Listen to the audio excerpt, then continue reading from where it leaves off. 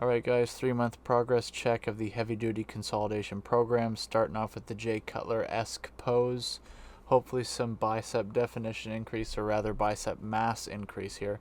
The definition of some of these shots may not be increased because I probably have a bit more fat mass, but hopefully not too much more fat mass. As you can see, the guts kind of look semi-similar in comparison, not a substantial increase in fat mass given the amount of weight increase overall. So hopefully it's the right kind of weight. Hopefully some bicep peak increase or bicep mass increase. Same with shoulder mass increase. Tricep, yeah, again, different lighting, different focal length, different camera. Posing quality is probably inconsistent as well. All things to keep in mind, but hopefully some tricep mass increase as well. Again, you guys are looking at this too. Feel free to pause at any point. Bicep mass seems to have increased. Correct me if I'm wrong. And again, posing difference. Maybe some more shoulder definition or shoulder mass. Probably some additional trap mass. Okay, Lou Ferrigno-esque pose. Partial bicep flex.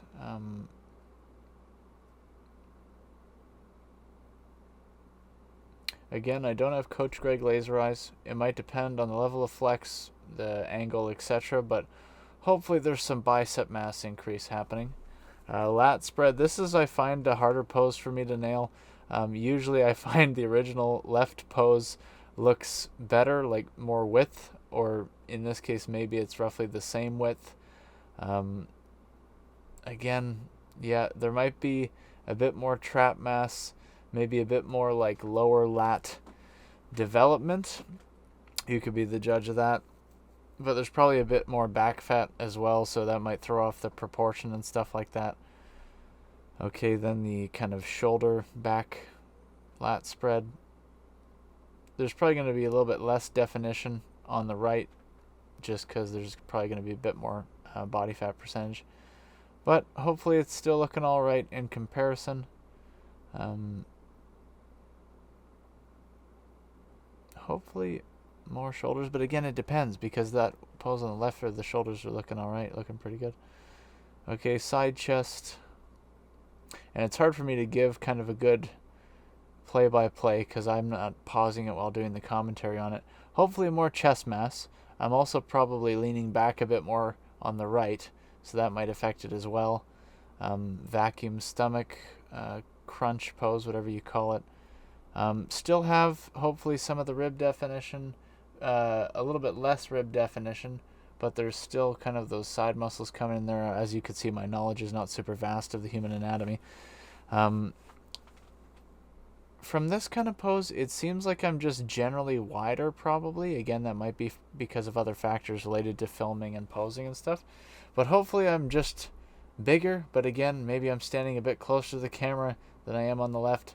Might be hard to tell. You could be the judge of that. Hopefully there's a bit more bicep mass coming in there.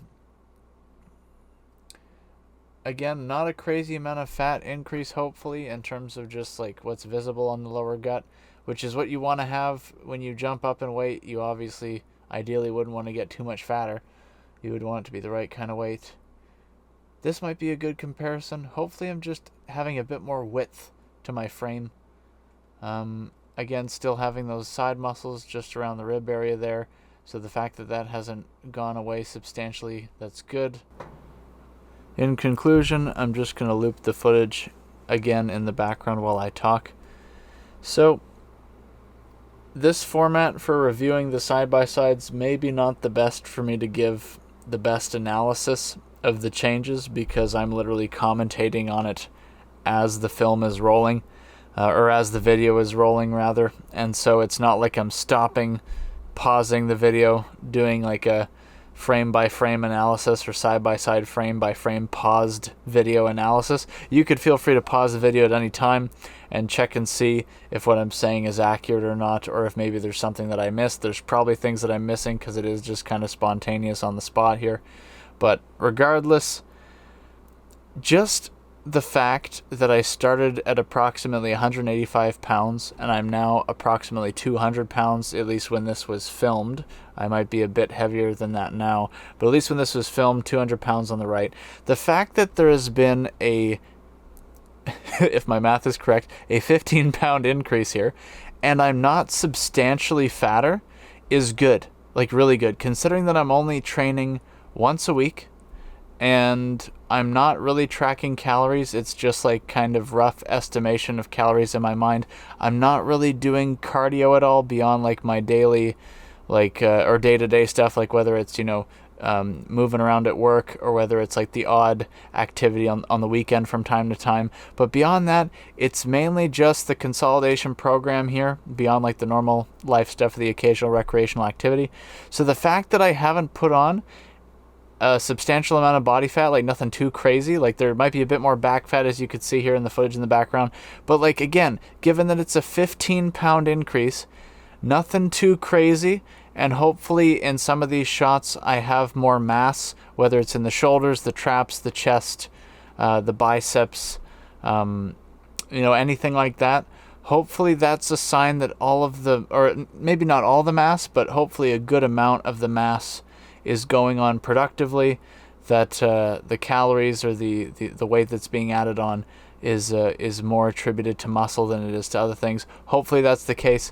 I don't have any like advanced equipment or anything on the spot to test that with, obviously. So this is just going to be like eyeballing it. Feel free to continue to examine and re-examine if you have any more like curiosity about the progress or the efficacy of this experiment here.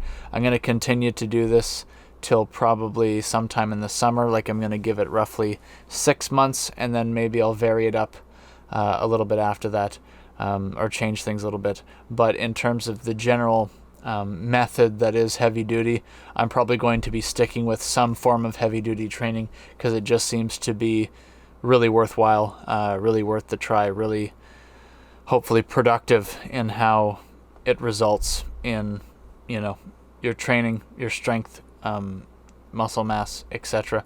So I'm going to continue with it in some way, probably even after this experiment is done. And again, the experiment is going to be roughly 6 months of doing just training once a week. So all of this stuff is from training once a week. So yeah, we're going to continue to keep it going. Thanks you guys for watching, and have a good day.